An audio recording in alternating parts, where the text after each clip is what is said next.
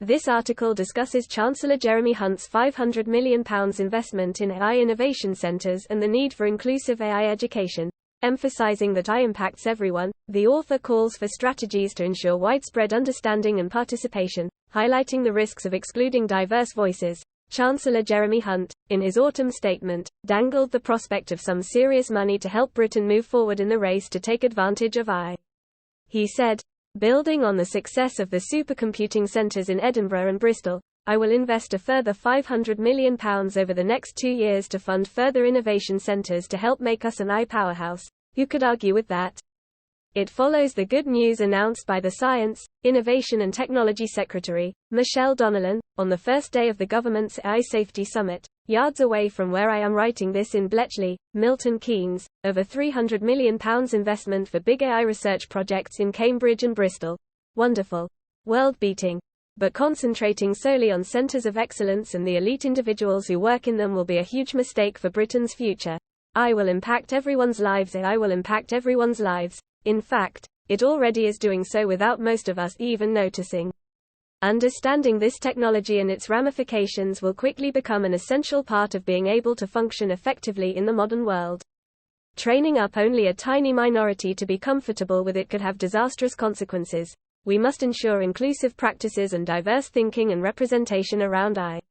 The COVID inquiry has already shown that a lack of such diversity and inclusion can destroy lives and livelihoods.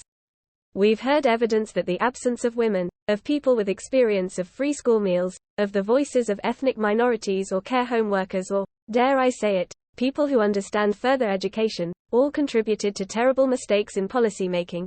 Centers of excellence or innovation benefit a minority, yes, centers of excellence or innovation are great and necessary, but by definition they benefit a minority and exclude the vast majority.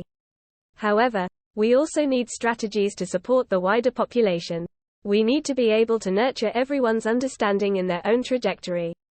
And now is absolutely the time to act, when we are all starting from a similar position of ignorance. By that I mean that we are all members of the first generation of large language model AI. Someone you hear speaking on the subject may well only be 6 weeks ahead of you in terms of their knowledge.